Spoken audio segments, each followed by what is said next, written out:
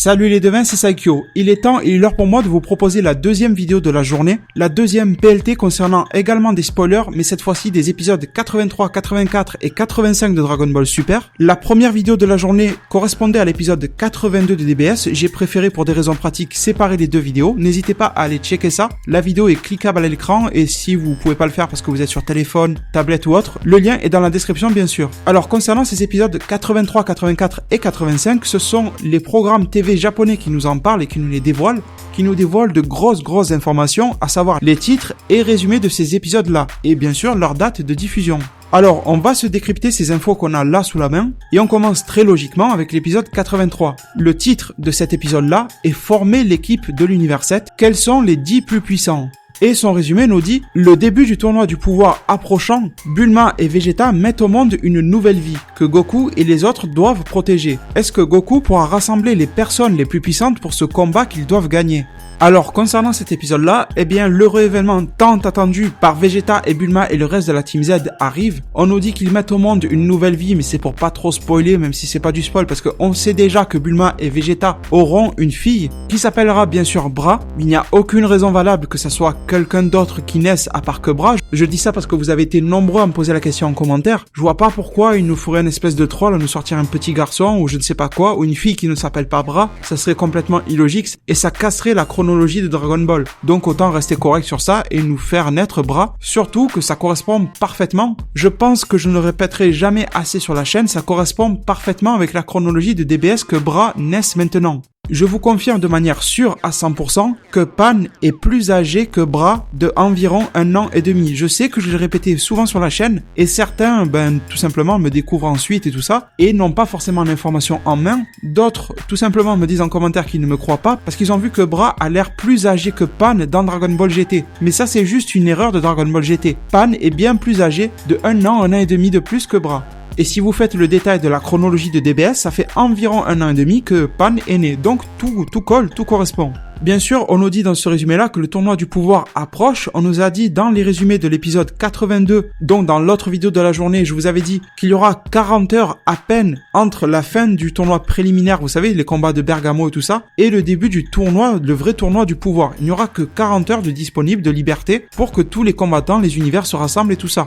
Alors après, il y a une phrase dans ce résumé-là qui nous dit « Goku et les autres doivent protéger Bra ». C'est une phrase à prendre au sens philosophique. Je pense pas qu'il va y avoir de gros dangers imminents pour Bra, la fille de Bulma et Vegeta. Je pense pas qu'elle va être menacée là directement en épisode 83. Je pense que ça veut surtout dire, et ça fait un lien avec les enjeux du tournoi. C'est-à-dire qu'il faut gagner le tournoi, bien se battre au tournoi pour protéger l'existence de la fille de Bulma et Vegeta. C'est un peu, on va dire que Bra sera un petit peu un symbole de tous ces mortels, de tous ces terriens de l'univers 7 et tout ça, de toutes les planètes où il y a des mortels dans l'univers 7 qu'il faudra tout simplement protéger. Tous ces nouveaux-nés de l'univers 7 qui sont le futur de l'univers 7 qu'il faut protéger. Voilà, c'est un truc assez philosophique je pense. Et même c'est un peu confirmé par l'autre phrase où l'on nous dit « Est-ce que Goku pourra rassembler les personnes les plus puissantes pour ce combat qu'ils doivent gagner ?» Donc voilà, il y a un impératif, une nécessité de gagner leur combat durant le tournoi de Zeno, tournoi du pouvoir de la puissance, histoire de protéger leur propre univers, l'instinct de survie tout simplement.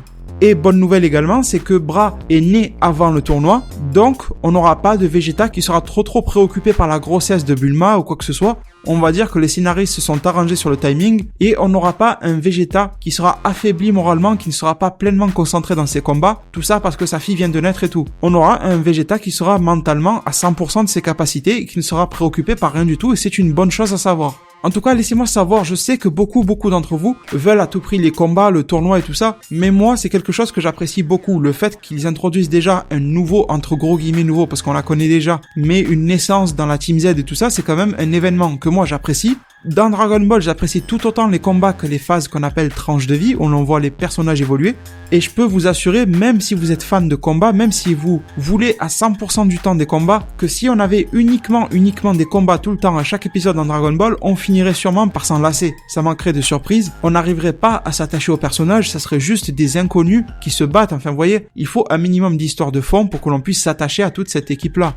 Et bien sûr, là, ça va faire parler beaucoup de monde, mais on nous dit, est-ce que Goku pourra rassembler les personnes les plus puissantes pour ce combat-là? Bien, beaucoup d'entre vous, et vous aurez plutôt raison, vont dire, non, où sont Goten et Trunks, par exemple, qui sont bien meilleurs qu'un Krillin, qu'un Tenshinhan et qu'un Tortue Génial. vous avez parfaitement raison, et j'espère que cet épisode-là ou le suivant permettra de comprendre clairement quels sont les éléments qui font que Goten et Trunks n'y participeront pas. Parce que je pense que vous avez tous vu l'affiche publicitaire, le trailer et l'opening dans laquelle on sait déjà quelle sera la team des 10 combattants de l'univers 7 et Goten et Trunks n'y figurent pas. Alors que quand même, pour rappel, je pense que vous le savez déjà, mais pour rappel, ils ont débloqué le stade de Super Saiyan 1. Alors d'accord, ils n'ont pas l'expérience nécessaire, ils sont assez, peut-être volatiles, pas assez précis dans leur combat. C'est vrai, c'est quelque chose qui est toujours ressorti. Mais en même temps, est-ce qu'un Tortue Génial, avec son expérience, ferait mieux l'affaire? C'est un peu difficile. D'ailleurs, je sais pas si j'aurai le temps. J'ai prévu de vous faire une vidéo justement sur les personnages un petit peu particuliers qui vont participer à ce tournoi-là. Goku, Vegeta et tout ça, on connaît déjà quelles sont leurs aptitudes. Mais il y a des personnages un peu oubliés comme Tortue Génial. Même s'il n'est pas un monstre de puissance, il a quand même quelques techniques sympas qu'il pourrait réutiliser en plein tournoi et qui pourraient faire tourner la chose à son avantage. Alors pour moi, j'espère 2 choses de tout ça. La première, je viens de vous la dire, c'est qu'ils justifieront la non-présence de Goten et Trunks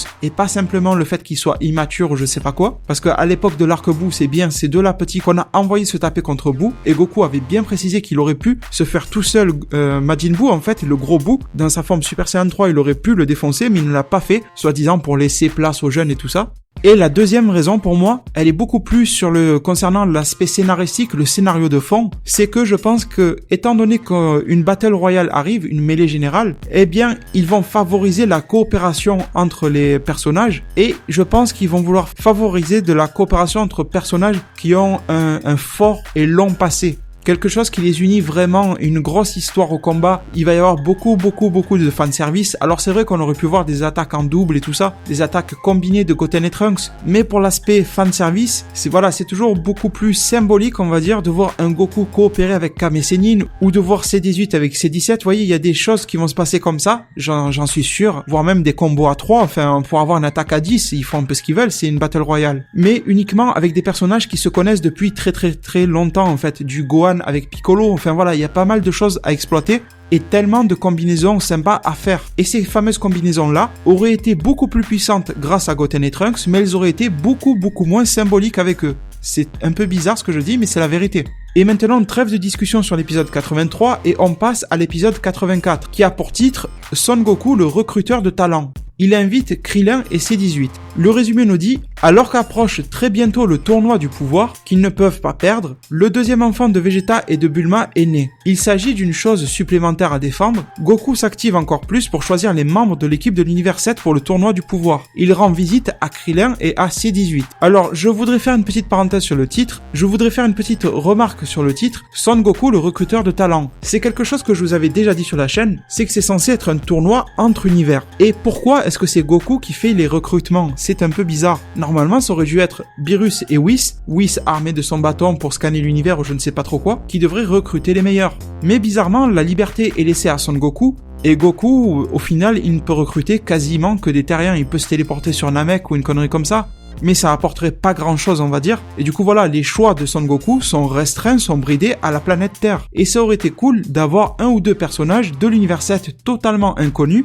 Par exemple, un équivalent de Magetta, le Metalman. On sait qu'il y a des doubles, des jumeaux des Metalman dans l'univers 7. On aurait pu en inclure un aussi. Je pense qu'il y a des choses qui auraient pu être montrées et montrer les ressources de l'univers 7, comme quoi ne sont pas toutes sur Terre, même si les participants Piccolo, Vegeta, tout ça sont issus de planètes étrangères, la planète Namek, la planète Vegeta, mais maintenant sont tous des habitants de la Terre. Donc c'est pour ça que je les qualifie de terriens, ils y sont depuis tellement longtemps installés, des femmes, des enfants là-dessus, pour ça qu'on peut pas vraiment considérer qu'ils soient des étrangers de la Terre. Ils ne sont plus vraiment des extraterrestres. On va dire qu'au fil des âges qui ont passé, ils ont été intégrés à cette communauté-là.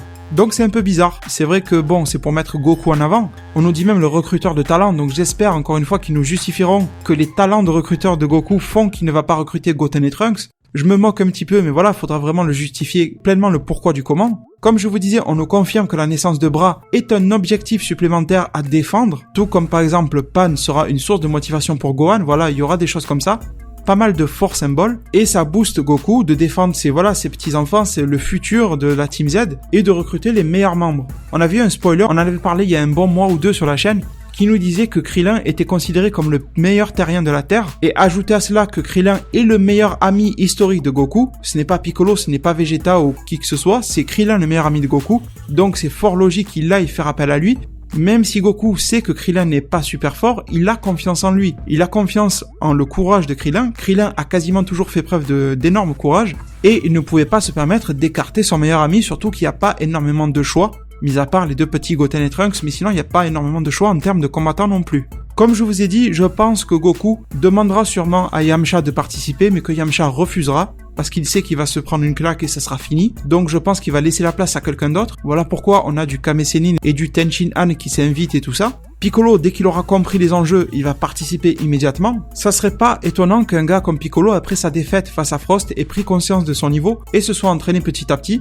Ça nous a jamais été dit, mais en tout cas ça serait cool. Je vous parle pas d'un Piccolo God ou je sais pas quoi divin, mais au moins un Piccolo boosté, quelque chose de meilleur. Ça serait au moins sympa pour rendre honneur et hommage à ce personnage-là, qui a été plutôt maltraité et pas mal tourné en ridicule dans DBS. Entre son tuto du Mafuba, sa défaite assez étrange face à Frost, il a même pas pu lancer son Makanko Sapo, donc il y a des choses qui sont bizarres. Et la fin de ce résumé-là nous dit que Goku rend visite à Krillin et C18, et je vais faire le lien direct maintenant avec l'épisode 85 et vous allez mieux comprendre ce que cette rencontre avec Krillin et C18 va apporter. Donc, titre de l'épisode 85, les univers se mettent en marche, les attentes de chacun. On nous dit que Goku se rend chez Dende pour connaître les allées et venues de C17.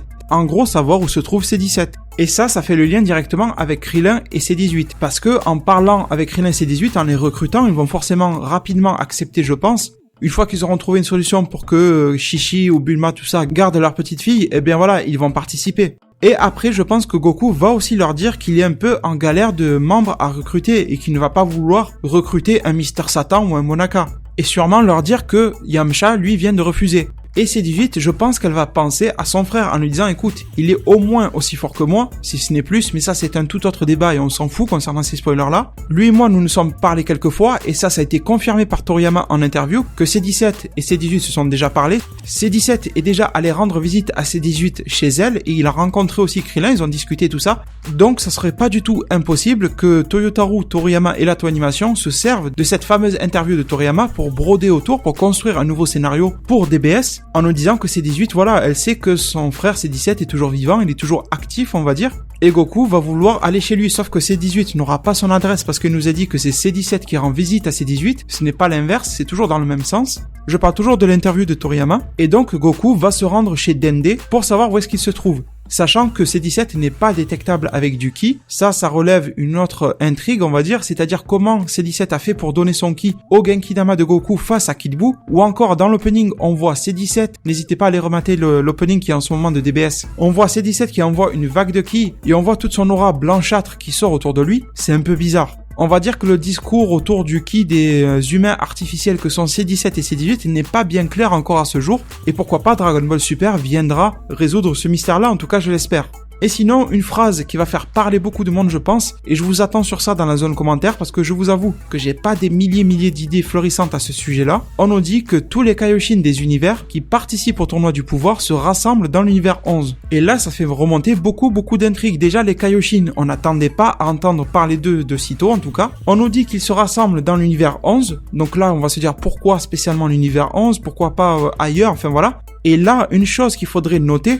si vous avez été très attentif en lisant ou en m'écoutant, on nous dit que ce sont uniquement les Kaioshin des univers qui participent au tournoi du pouvoir qui se rassemblent. Ce ne sont pas les autres. Les 4 autres des univers dispensés du tournoi ne se rassemblent pas. Alors, est-ce que l'on a affaire uniquement à une réunion, on va dire, basique, tout simplement pour se préparer au tournoi, mais j'en vois pas trop l'utilité. On pourrait avoir une discussion, excusez-moi le mot, de merde qui servira à rien. Mais ça me fait bizarre que ce soit uniquement les Kaioshin des univers qui vont participer qui se rassemblent. Sachant que ça fait un petit moment sur la chaîne que je n'arrête pas de vous dire que selon moi ce tournoi va dégénérer, n'ira pas à son terme et que des camps vont se former entre par exemple univers dispensés et univers non dispensés. Des différentes équipes vont se former, des différents conflits d'intérêts vont avoir lieu et naître au sein de ce tournoi-là. Et déjà, cette réunion-là des Kaioshin pourrait nous mettre sur la piste de ça. En ayant un groupe de Kaioshin qui va se dire, attends, pourquoi eux et pas nous? Qu'est-ce qui fait que notre gestion des univers est si mauvaise que ça? Vous avez vu la manière dont ils nous ont parlé, dont ils se sont moqués de nous, ça je fais référence à l'épisode 81 dans lequel les Kaioshin dispensés de tournois, ceux qui sont à l'abri de destruction, se sont moqués un petit peu des autres. Donc on pourrait peut-être imaginer déjà une petite réunion vis-à-vis de ça. Et à vrai dire, pour moi, je vois pour le moment vraiment, parce que là on parle quand même d'épisode 85. Donc c'est normal que je n'ai pas non plus une vision très claire et très précise de ce qui va se passer dans plus d'un mois. Et laissez-moi savoir en zone commentaire ce que vous pensez de tout ça, mais ça me semble étrange. Si ça avait été juste une réunion de tous les Kaioshin, je me serais dit ok, c'est des préparatifs du tournoi. Mais uniquement ceux qui vont participer, c'est un peu bizarre. On dirait qu'il y a des messes basses qui s'organisent. Ça a même pas l'air d'une réunion officielle vu qu'ils se rassemblent tous dans l'univers 11. Ce n'est pas une zone commune, ce n'est pas le palais de Zeno, ce n'est pas un lieu neutre en fait, c'est l'univers 11. L'univers 11 qui visiblement est connu pour son sens de la justice. On n'en sait rien pour son Akashin Clown Vermood, mais niveau Kaioshin, son Kaioshin Kai et par exemple Toppo, les Pride Troopers et tout ça, on nous dit que cet univers est très penché vers la justice. Donc je pense qu'il n'y a pas besoin pour le moment de s'enflammer vis-à-vis de tout ça, mais que ça peut ouvrir pas mal de portes scénaristiques sur cette fameuse nouvelle implication des Kaioshin. Alors c'est vrai que certains d'entre vous vont dire « Oui mais si les Kaioshin sont à la base d'une rébellion ou quoi que ce soit, ça ferait un petit peu répétitif avec Zamasu. » Mais j'ai envie de vous dire que c'est un cas complètement différent. Zamasu c'est lui qui s'est révolté contre les univers, qui s'est révolté contre le jugement divin, qui s'est révolté contre la gestion globale du multivers par Zeno, par tout le monde. Alors que là ça serait plutôt des Kaioshin qui sont mécontents de leur sort, et qui seraient mécontents des agissements d'autres Kaioshin. Et de toute façon ne vous inquiétez pas que si les Kaioshin commencent pas forcément à comploter, mais commencent à faire des petits plans, des stratégies, ça va aussi impliquer tous les autres dieux. Les Akashin vont être mêlés à ça, ainsi que les anges tôt ou tard. Je ne pense pas qu'il y aura une Battle Royale des anges, ce serait trop abusé, ce serait un peu trop explosif comme combat, mais je pense qu'il y aura divers dieux de divers rangs en termes de hiérarchie qui seront impliqués là-dedans. En tout cas, laissez-moi savoir en zone commentaire ce que vous pensez de tout ça. Je suis sûr que certains d'entre vous vont venir me dire, écoute, tu te prends peut-être trop la tête, je pense que c'est juste une discussion basique et sans importance des Kaioshin, et je vous répondrai que vous n'avez pas forcément tort, ça peut être tout autant ça en fait, mais il y a quand même quelques petits éléments quand on analyse les phrases, les terminologies, la tournure voilà de ces phrases qui me font penser que ça peut cacher quelque chose de plus que prévu et de plus qu'annoncé. Et aussi une petite remarque, c'est que c'est quand même étrange qu'on nous parle pas du tout d'entraînement ou quoi que ce soit. Alors c'est vrai que depuis les spoilers de l'épisode 82 dont je vous ai parlé un tout petit peu plus tôt sur la chaîne il y a quelques heures environ, il nous était mentionné à l'intérieur qu'il n'y aurait que 40 heures de libre entre la fin du tournoi préliminaire du match entre Univers 7 et Univers 9 et le début du grand tournoi de la puissance de Zeno. Donc c'est vrai que ça laisse vraiment très peu de temps pour s'entraîner, mais ça pourrait être sympa au moins de voir comment les univers vont pallier à ce manque de temps. Voir que peut-être dans à peu près chacun des univers, l'ange va faire en sorte que les combattants entrent dans leur pièce spéciale dans laquelle le temps s'écoule différemment, que certains autres personnages puissent bénéficier de pièces un peu typées comme la salle de l'esprit du temps, ou peut-être que tout simplement personne n'aura le temps de s'entraîner et puis c'est tout. À vrai dire, ça n'est pas du tout dit dans ces spoilers-là, n'hésitez pas à me dire en zone commentaire ce que vous pensez de tout ça, ça reste toujours flou à ce moment-là. Écoutez les devins, une nouvelle fois, j'espère que vous m'excuserez pour mon ton de voix, ma voix qui est pas forcément hyper agréable à écouter étant donné que je suis malade. J'ai une nouvelle fois fait de mon mieux pour être clair et audible, on va dire. Je vais maintenant vous remercier énormément de m'avoir écouté et suivi durant toute cette vidéo, et je vais également me permettre de vous laisser sur ces mots. Prenez soin de votre futur, le meilleur moyen d'y arriver c'est de vous abonner à ma chaîne, de la partager, la liker et la commenter un maximum de fois pour que notre communauté puisse se développer le plus possible sur YouTube. Merci et à plus pour de prochains arts divinatoires.